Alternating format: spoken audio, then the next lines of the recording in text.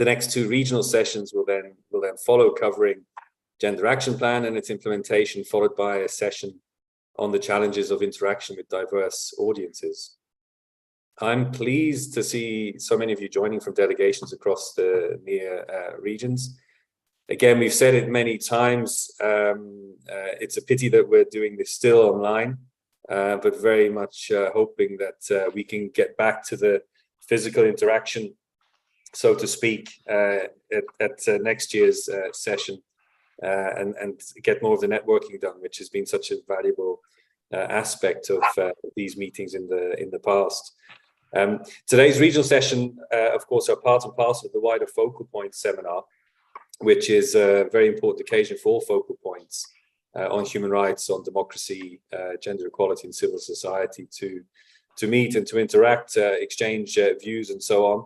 And they should also be seen, I think, in conjunction with our own civil society and fundamental rights network meetings, the CISO-net and the FRI-net, which took place last week, and to which many of you participated, for which, again, thank you very much.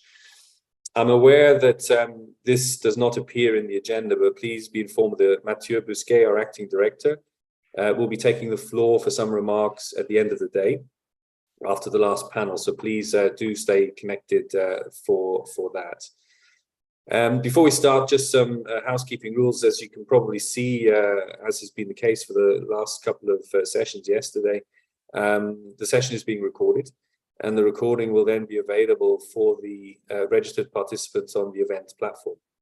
You'll also be able to ask questions to our speakers through the use of the Zoom chat function, or by taking the floor. To make this session as interactive as possible, and if the bandwidth allows, please also do feel free to put on your camera when taking the floor. Another thing that's been said a lot in the last couple of days, but again, it really bears repeating, is that you as focal points are essential actors contributing to the success of the EU's policies in the fields that we're discussing: human rights, democracy, gender equality, and engagement with civil society. You're at the forefront of this work and implementing the policies and the programs that really deliver on the ground and show the important role of the EU and its position and ambition as a global actor. Whether your focus is on human rights or democracy or gender equality, of course, you should know that there are many of us in headquarters who can support you, who are there, first and foremost in your respective geographical units, of course, in DG NEAR, but of course also us in Thematic Support Directorate A. And this morning is an opportunity for us to explain in a bit more detail what it is we're doing here, how we can support you, and how we can ensure a fruitful cooperation. But to get us started this morning, I'd like to propose that you answer a simple Slido question. And that is, what, according to you, is the role of the Thematic Support Unit? So I think this is appearing on the screen, and the results may be pretty. I hope they will also give us some useful indications in terms of substances. It'll be this sort of word cloud thing. So there it is, it's on the screen now. So if you could swing over to slido.com, and the question should be appearing there, and you can start to put in a few words into the word cloud. Please, no vulgarities. Short phrases are possible as well, but very short.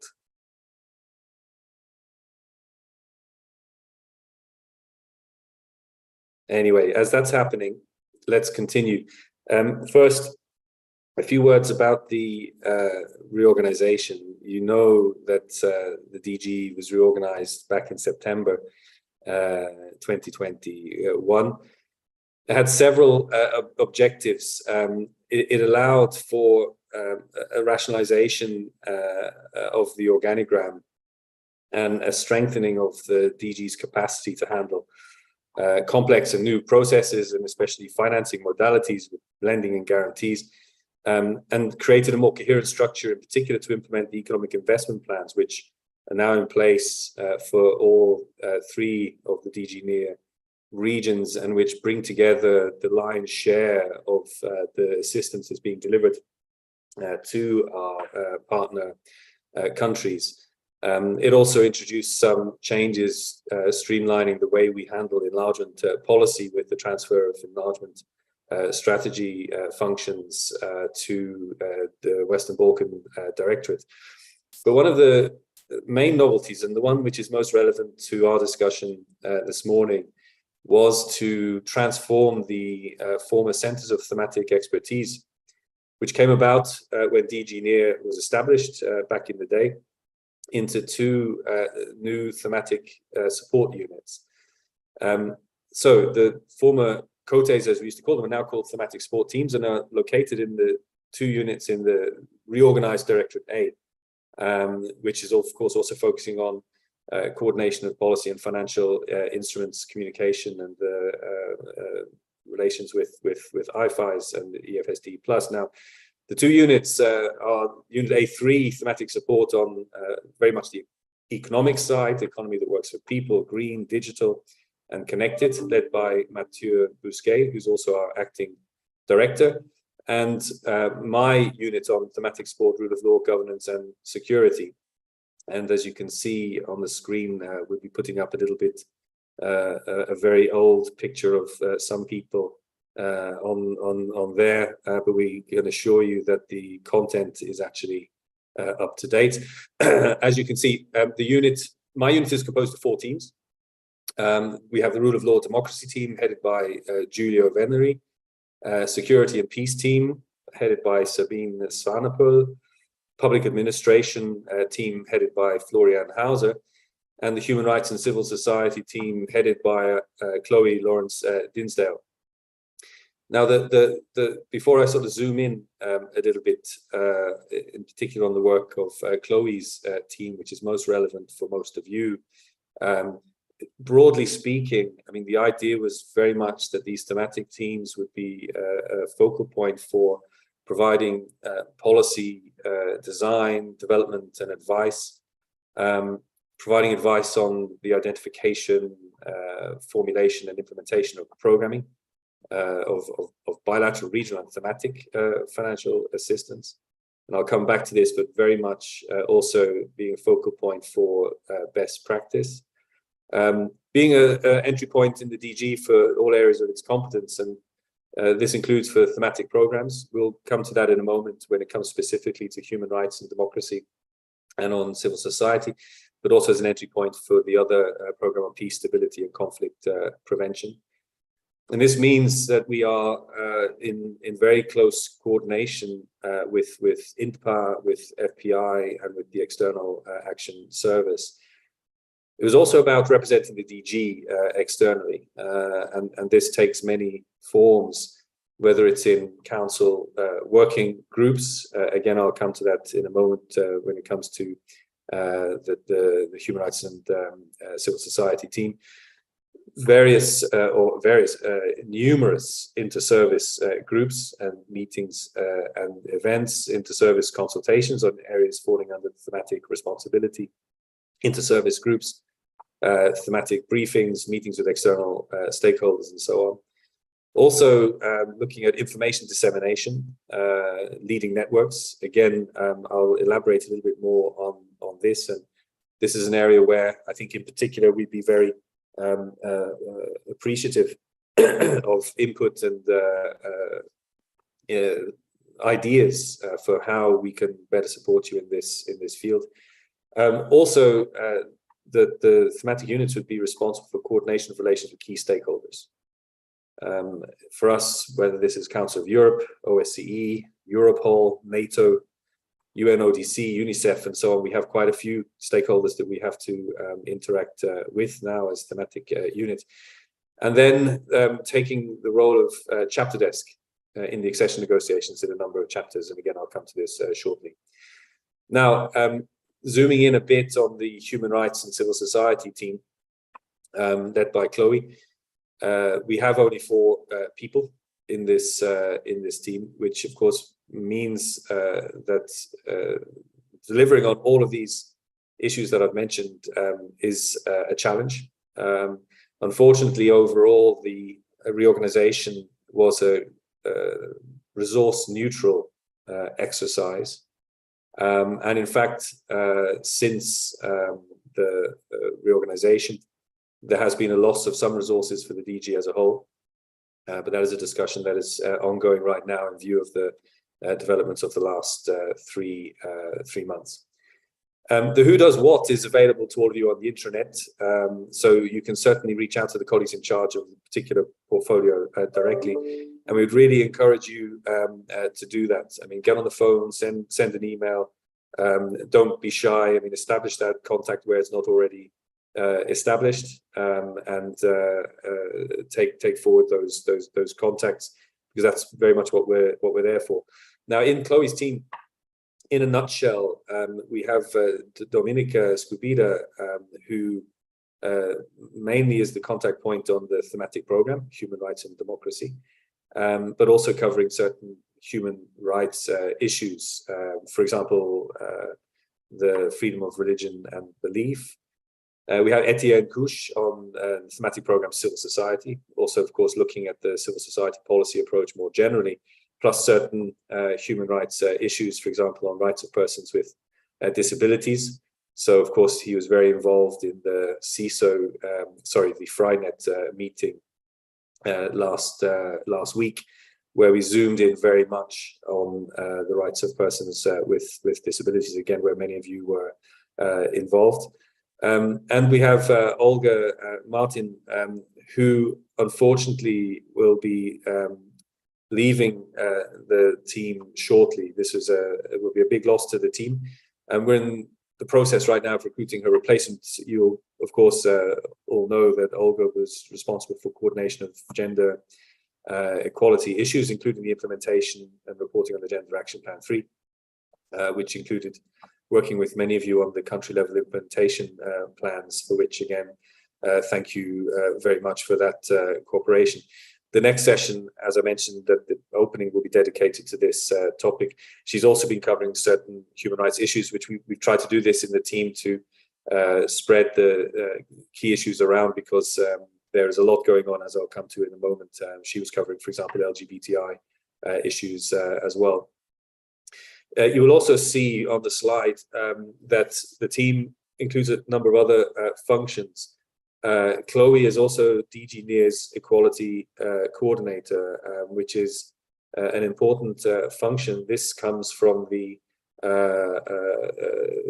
equality agenda, which the current commission is very focused on, as you well know. And we have a network of equality coordinators across the whole of the commission. So every DG has had to appoint an equality coordinator.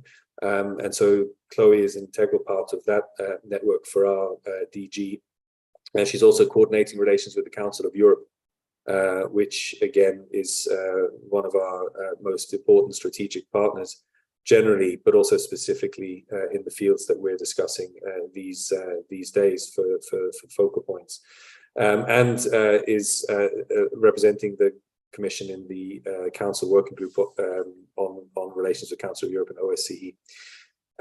I mentioned also already Giulio's team and the hosting of the functions of chapter desk for chapters 23 and 24. Here, this includes a lot of cooperation with the colleagues in Chloe's team, especially on chapter 23, which, as you know, is covering judiciary, is covering fight against corruption, but crucially is also where we handle the fundamental rights issues in the accession negotiations. Giulio's team as well is covering democracy issues, which is relevant for many of you. So we have a lot of interaction between the teams. And this has been, I think, one of the benefits of the reorganization, which facilitates this type of cross-team cooperation and cross-fertilization of ideas. So the democracy dimension of the thematic program is being covered in Giulio's team. We have a lot of new work going on, looking at the functioning of democratic institutions in the context of the accession process. Equally, this is being done in Giulio's team. Also relations with the European Endowment for Democracy, which again is a cross-cutting issues of relevance for many of you connected today.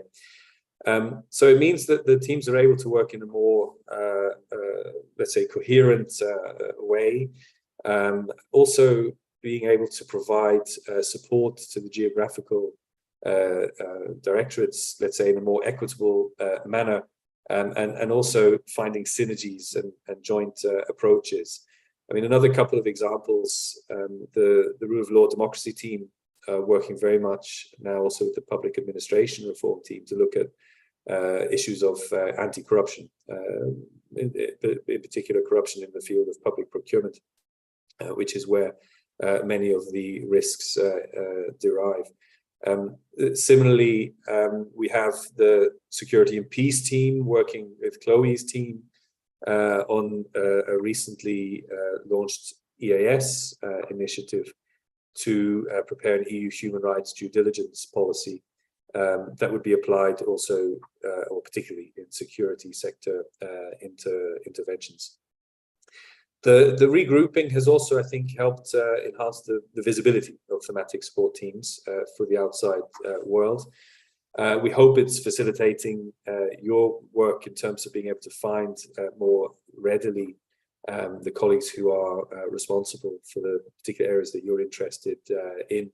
It's certainly easier for colleagues from other DGs and services such as the EAS to find their relevant counterpart in DG NEAR. This is a double-edged sword. On the one hand, it allows us to really also expand in a way the thematic support and be at the heart of networks, if you like, to be able to really understand what's going on elsewhere and how we can tap in to expertise elsewhere. It also means that sometimes there is a proliferation of initiatives which we need to see that these are handled in the most useful way for us and for you in particular, so that we do not become burdened. As I mentioned, we don't have huge resources. So if we look at our interface with DG INPA in Chloe's team, I mentioned the role of Dominica and Etienne when it comes to the two thematic programs. Of course, we are counterparts for the units G1 and G2 in INPA, which are covering gender equality, human rights, and civil society. So two full units there. We have just two people. Also, the ES Human Rights Division, for example, an important counterpart for us. Also, the division on democracy, and DG Just, fundamental rights, gender equality, non-discrimination units. I mentioned at the outset, that we have the responsibility for acting as entry point for contacts with various international organizations. I mentioned UNICEF. We are, of course, very active, and many of you will know through the programs that UNICEF is supporting the implementation of on the ground. This is a key partner for us. Same goes for UN Women. The Council of Europe, I mentioned already, the programs that we have, the programmatic cooperation with the Council of Europe is huge. And again, would not work without your excellent cooperation on the ground. We are an entry point for many NGOs, mainly those represented by the Brussels offices. The team is also in contact with the European Institute for Gender Equality, the Fundamental Rights Agency, and so on. A very important horizontal role of all thematic teams, whether it's my unit or whether it's Mathieu's unit, is to represent the DG in events and a very high number of inter-service groups. There are various types of inter-service groups. Chloe will probably correct me. I mean, I think her unit probably has more than 20. Her team has more than 20 inter-service groups that they are responsible for. This is a huge work. There are a number of standing inter-service groups that cover a particular subject area, whether it's the Charter of Fundamental Rights, whether it's rights of the child, gender equality, rights of persons with disabilities, the one on Council of Europe that I already mentioned, but also many ad hoc inter-service groups which are set up to prepare a policy or legislative initiative or to follow its implementation. For example, in the last 2 years, we had a lot of initiatives coming under the Union of Equality, a number of strategies that needed to be drafted, and this took place through relevant inter-service groups, for example, on the LGBTIQ strategy, on the strategy on the rights of the child, or the strategy on anti-Semitism and fostering Jewish life. And they also continue beyond drafting. And because all of these strategies have an important external dimension, there's also a lot of follow-up relevant for us as well. And so these inter-service groups are often following up on the implementation as well. And why is this relevant for you? Because, I mean, through these inter-service groups, the team is bringing forward the near perspective into the mix, notably to ensure that all these external action pillars of the strategies are realistic to begin with, not that we bite off more than we can chew. And this is a really important part of the work. It's sort of holding back the deluge of sometimes well-meant ideas, but which may not be so easy to implement in practice. So that's one thing. And then, of course, when it comes to the actual implementation, there's a lot of expectation that we report on the implementation, and we rely very much on you providing the information for us to bring this together and raise to the political level, together with the inputs from the geographical desks. A couple of other things, and what else are we doing? I mean, I mentioned briefly the coordination of the thematic programs, the fact that we are working very closely with DG INPA units G1 and G2 on the two thematic programs, Human Rights, Democracy, Civil Society under the NDICI Global Europe Instrument when it comes to the near region. I know that most of you will already have had many contacts with the colleagues with Dominica on human rights and democracy, and with Etienne for the program on civil society. I mean, big thank you to both of those. I mean, who've been doing a great job in a demanding environment. As I say, they're on their own here in the unit, but the cooperation with all the relevant colleagues is extremely important and necessary to be able to deliver.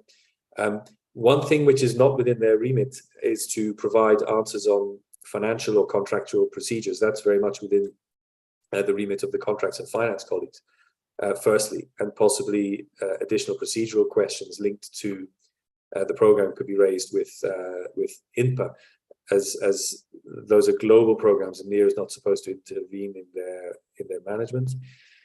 If you have any questions specifically on procedures that differ from INPA and their general guidance, do get them ready though, as both NEAR R4 and R5 colleagues will be present during tomorrow's session on the thematic programs management.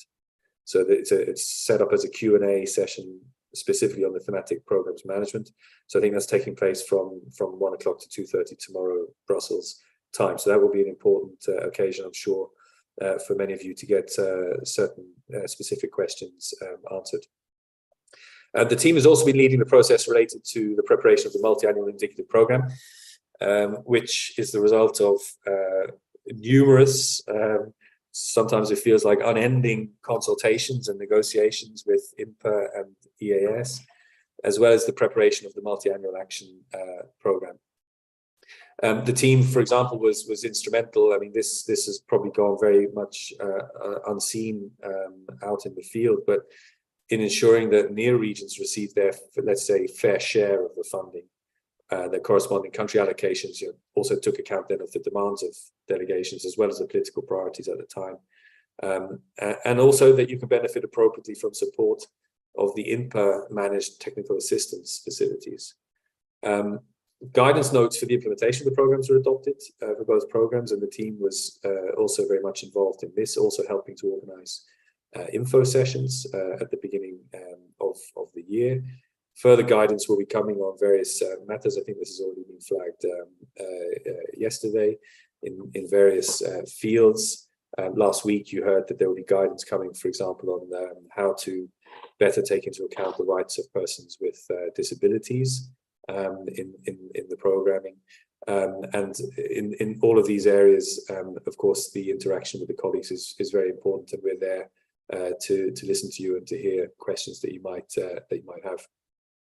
One thing I'd like to also thank you for is, one quite important exercise, an annual exercise, has been the budget reallocations of savings under the country allocations under the thematic programs. It is unfortunately a bit of a lengthy process. It requires a lot of consultations with the geographical desks here and here. It needs the approval of senior management, and this is why we need the information on potential savings as early as possible to leave you sufficient time for those delegations for contracting. This year, we will request you to submit this information at the beginning of July, and we'll repeat this call at the beginning of September as well. At the end of last year, the latest negotiations, contract negotiations, savings was by mid-November. It's important that you ensure timely contracting of both programs to provide information on these savings, because deadlines get a little bit tight towards the end of the year. We had a big exercise very recently in relation to Ukraine, where the team managed to mobilize more than 18 million of additional funds under the two thematic programs, partly through reallocations from you in near delegations, and a big thank you for how quickly you were able to respond to this call. As those of you will know, listening to Maciej and others yesterday, these funds are going to good use, really supporting Ukraine civil society, on the front line, in terms of very pressing and dire human rights needs arising from the war. Now, if I say a couple of words about policy support for issues under the competence of the team, and cutting across all geographical regions, the team is responsible for promoting and monitoring implementation of all mainstreaming actions on gender, human rights-based approach, civil society and equality, including LGBTI persons, rights of the child, rights of persons with disabilities. What does this mean concretely for you? For instance, you can approach the team to liaise with the Technical Assistance Knowledge Hub, as it is now known, managed by DG INPA, to receive training on the human rights-based approach and gender mainstreaming, or to receive their support for preparing programming documents that are compliant with the human rights-based approach. A number of on-demand trainings have already taken place in some EU delegations. I know this happened in Lebanon and Turkey, Jordan, Israel and Palestine. Following the training, the trainers were available to assist and coach individual delegation staff on specific questions related to the gender mainstreaming and the rights-based approach, whether this is in terms of reference, contracts, action documents, etc. The team is also constantly monitoring developments of new legislation or standards at EU, European, international level, and disseminating this information to the network to raise awareness. The team is the first port of call for key related questions, questions on European standards and policies, and generally acting as a resource center for all issues falling under the broad heading of human rights and civil society. They don't know everything, of course. In simple terms, if you have a policy standards related question, you can address the team. If they don't have the answer, what we're aiming for is that they at least know the person who does, that we can at least point you in the right direction if we're not able to answer that question straight away. You can also request the team to put you in contact with relevant partners that can assist you in reviewing compliance of legislation with the EU key. For example, the team can suggest a TAIEX intervention or a review on the Council of Europe's the Council of Europe program's expertise coordination mechanism. The team also has some limited capacity to review documents itself, but this is very much dependent on workload and prioritization, but it is not completely excluded. The team can also assist in cooperation with the geographical desk in preparing and participating in key political dialogue meetings, whether subcommittees under the SAA or the association agreements, or as mentioned before, in the context of the accession negotiations. As you can imagine, due to the nature of DG NEAR, this engagement is particularly valid for countries as part of the enlargement process. A policy which has recently is evolving, as we have seen most recently with Ukraine and Moldova being granted candidate status and Georgia being given the European perspective. And the team is very much engaged in the annual enlargement package exercise, which is, as you know, the colleagues concerned, a joint endeavor where you and delegations are preparing, very solid first drafts, and then we in headquarters are further developing this in close consultation and cooperation together. The team is responsible for coordinating preparations and provision of guidance, for example, under the annual report on human rights and democracy, coordinating revisions of country roadmaps for engagement with civil society, and various other documents. One thing to flag is peer reviews. This is a tool that's used very much in the rule of law field. This is something which is now also in the broad sort of human rights field, let's say, and we have a peer review which is being prepared now, which is in the Western Balkans, a sort of regional peer review, having experts from member states going to each of the countries, looking at independent regulatory bodies, including the national human rights institutions, ombudsman bodies, data protection bodies, media regulators, and so on. So that's something that we'll certainly be reaching out to the colleagues concerned on, and this will be a very interesting new exercise. Of course, the team is in no way there to replace geographical colleagues, and in all areas, the geographical directorates and units retain the lead in determining the policy stance towards individual regions and partners, and represent DG NEAR in the regional structural dialogue with civil society. Now, don't worry, I'm coming to the end soon. On programming, for both IPA and NDICI, the team is providing some support as relevant and whenever possible to geographical units and to the regional units. This mainly concerns review of multi-annual indicative programs, some selected action documents under the team's area of responsibility. Why only a selection? Well, it's a pure question of mathematics, with just 4 people in the team and 23 countries under the remit of the DG. It's impossible to review each and every document. That's why the team is very much obliged to prioritize and focus on developing robust guidance, which can then be systematically implemented by colleagues on the programming. Regarding gender equality, the enlargement region has been prioritized by the team, with technical assistance in design of the implementation of actions, especially the regional actions, which being implemented, for example, with UN Women, some of the programs with the Council of Europe, also a program with the Gender Equality Agency. In concrete terms, the mainstreaming of gender, of rights-based approach, etc., is the responsibility of the drafters in EU delegations and of the relevant desks in headquarters, who should make use of the guidance documents as appropriate. But the team will always be available to provide strategic guidance and to answer questions and provide support where necessary. The same issue of capacity, of course, applies for other parts of the programming process, including quality review of action documents and calls for proposals. The team's very much involved in several horizontal processes, however, that affect the implementation of our EU-funded programs.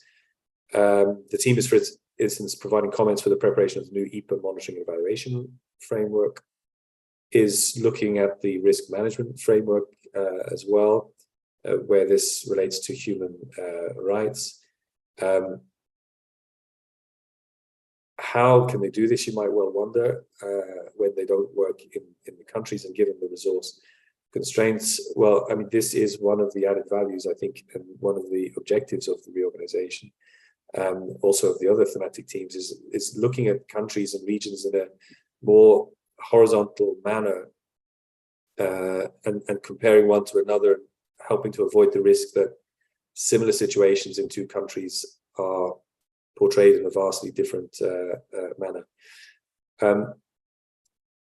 An important, across the board, an important role of all thematic teams is, and I mentioned this at the outset, is to serve as a repository of good practices.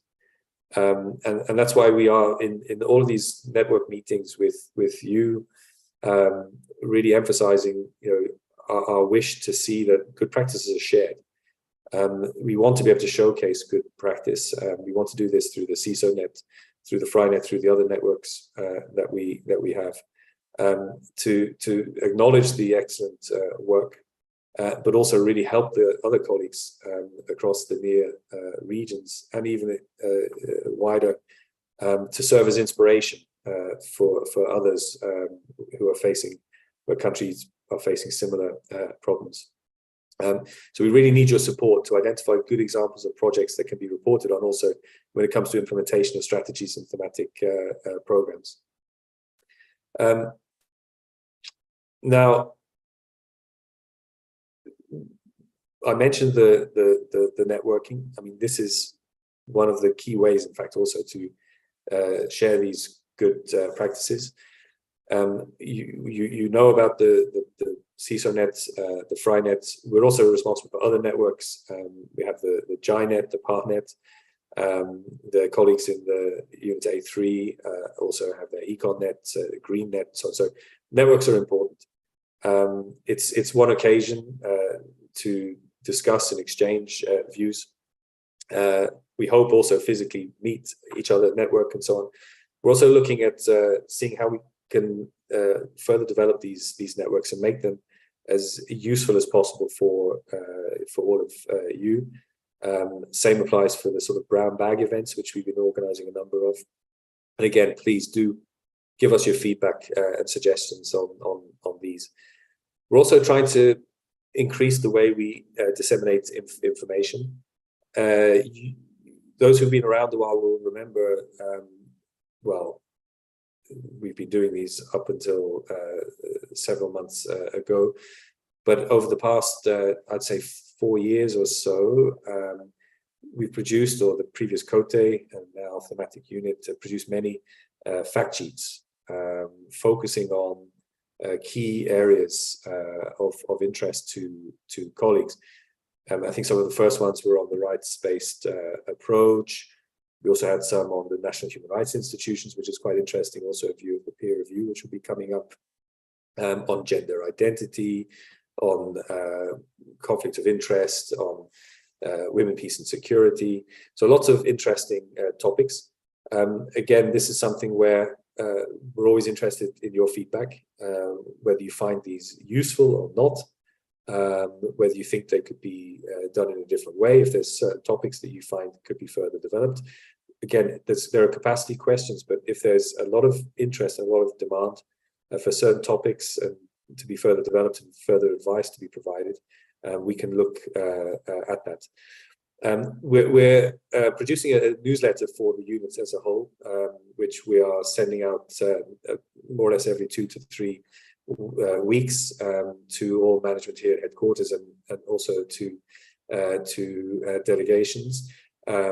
Again, this is a way of keeping you informed. and always feel free to contact us if there's something there that sparks interest and you would like further information on. We'll see how we can respond. Maybe just finally a couple of other things. I mean, in terms of workload, it's, as you can imagine, very heavy. We spend a lot of time preparing briefings for senior management, or the commissioner, the president, other commissioners, whenever they have meetings that concern any of the areas that fall under the remit of the team. And really, this it may not sound like a lot, but it's huge. I mean, the number of demands that are coming into the team to provide briefing at very short notice to senior management, to the political level is quite something.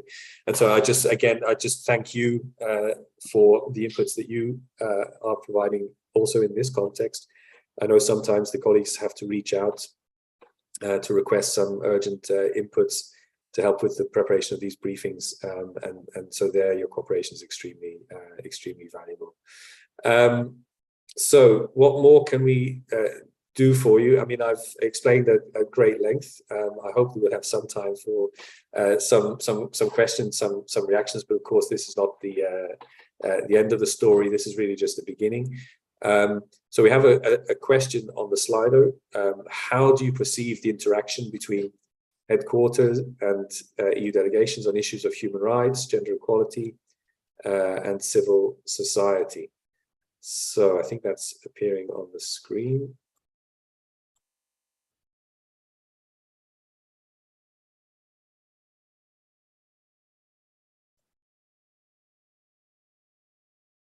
So there's your Slido link.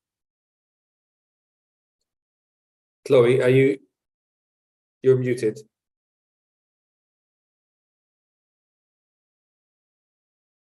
Okay, that's the end of the Slido. Thank you very much. That's very good. Let's move quickly to the next one.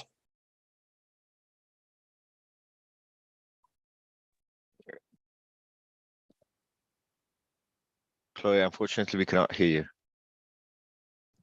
Oh, thanks. Yes, no, sorry. I was doubly muted. Now perfect.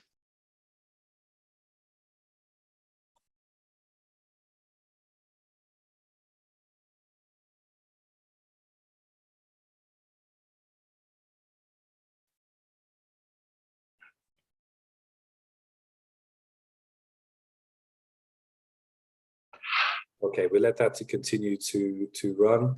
No, we thank you really for providing honest answers. Please do provide feedback also now, and we will open up now for some questions. Do we have another Slido actually? We do. We have one last Slido. Yes, our colleague is putting. We will receive all the Slido answers, and we will also use them as a reflection. Just so you know, I know it's going a bit fast. Yeah, so people can continue. I don't know if you can continue to provide the answers on the Slido for the previous questions as well, because I think once the more input, the more responses we get, the better picture we have of the views of all of you out there. And as Chloe says, we will of course want to see how we can follow up on that, to find the best possible way to provide the support that you need. Okay, we see these things coming up. Guidance, indeed, on programming. I think this is an area where we'll want to look very much. Of course, we're working very closely with DG INPA that's preparing a lot of the general guidance.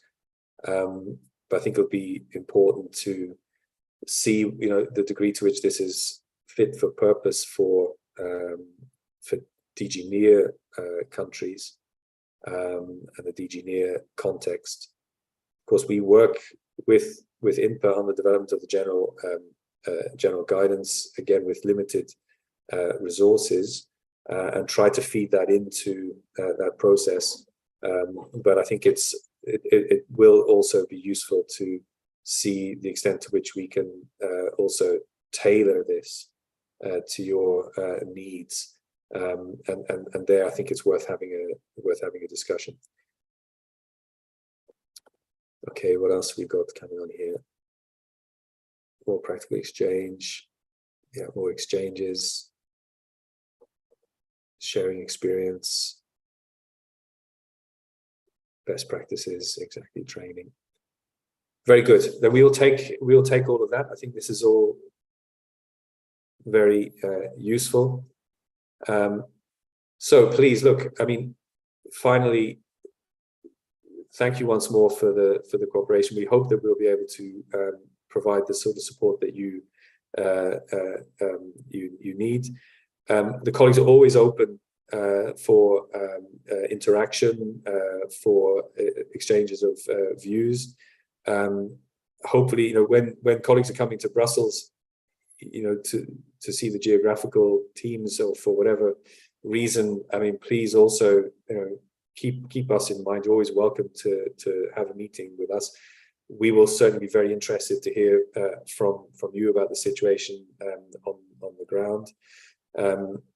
We're also glad to meet with the NGOs if needed and if workload allows, as regards thematic support, human rights violations, or civil society enabling environment. I mean, team members are conducting individual meetings of cooperation with GEO units, and this is also very much appreciated for us to enrich, let's say, the overall sense of where things are across our regions. Not many of us in the units, not many in the team. So again, we cannot replace the geographical units, but these sorts of contacts are extremely valuable to help to build the picture. So with that, the floor is open for any questions you might have. You can either just take the floor or use the chat if you're too shy.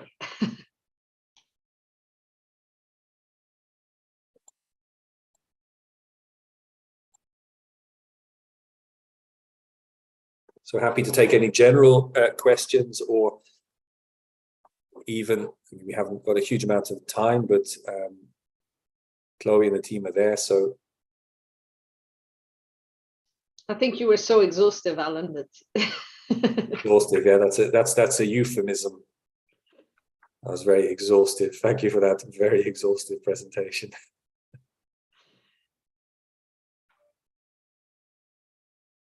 No questions, not even from our dear colleagues in INTPA, who want to know how we do all this with only 4 people.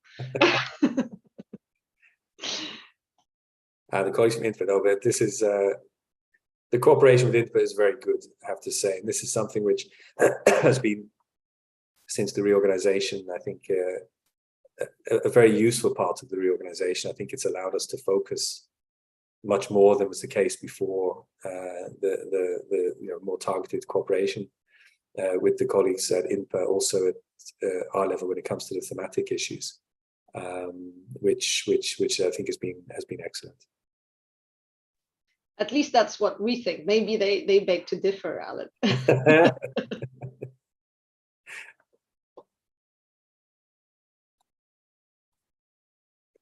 Okay. I don't see any questions in the chat, nor any, I don't know if there's a hand raising thing here, but no one seems to have opened their camera or their microphone, so. Okay, look, if there's nothing, I mean, just one final appeal, please let's please reach out, give us feedback. I don't know if we'll have some sort of formalized sort of feedback after this whole focal points seminar. If it is classified as a training, the way we have it with the CISO.net and with the FryNet, for example. So I think here, honest feedback is always welcome. It's the best sort of feedback because it's what will allow us to respond in the most appropriate way. and hopefully lead then to more positive feedback further down the line, because this is a learning process. The reorganization is not yet 1 year old.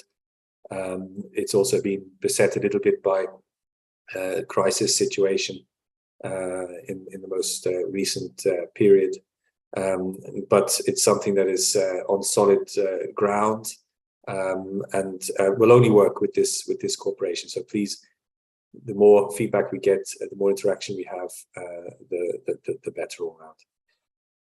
So Alan, I see that Jonathan had put his yes, Jonathan, you've put your hand up. So this is Jonathan from INPA. Jonathan, go ahead. Thank you. Thanks a lot. No, I was so flabbergasted about everything we do and taking notes that I think of very smart questions to ask. But I just want to mention that because you're talking about feedback, there will be a little survey after this training session. So colleagues should feel free also then, as part of the survey, to really share the recommendations for us in headquarters, because it is extremely important for us to get those types of feedbacks. So back to what you were saying, Alan, colleagues, feel free to really fill in that survey. It is extremely important. We'll have, as you were mentioning, Alan, the little Q and technical session tomorrow together, and Nia, which will be the opportunity also, if you have more, I think, questions out of if you sleep on everything that Alan said and you want to raise some questions back again tomorrow, I think it will be also a good opportunity. And I want to make a little bit of publicity also here, maybe in this session, about our SharePoint that we are working on, which is really a repository of guidance documents, which we started a few months back, and we also expect you in delegations maybe also to feed in with also interesting reports, interesting evaluations from projects, maybe that you also want to share with colleagues. So it's also a way not only for us in HQ to share information with delegations, but also vice versa for delegations also to share relevant information with all. So we'll do a bit of publicity again about that SharePoint also in the session tomorrow. But I just wanted to mention that as well. Thank you, Alan. Perfect. No, thanks so much for that, John. I think that's really valuable, and I think that's also something that we should think about even more. I mean, how to use these modern IT tools to make it easier for the colleagues to tap in, because this is also something that comes very often. People are asking to find this document or that document, and it's not always so easy. So I think we need to reflect on how to make this much easier for colleagues to be able to find exactly what it is they're looking for, because there's so much good stuff out there. There's an awful lot of good stuff out there, and I think this is a great initiative on your side, Jonathan, of INPA, and that's also very much appreciated. Very good. Then I think unless there's anybody else, Chloe. I don't see anyone. Oh. All right.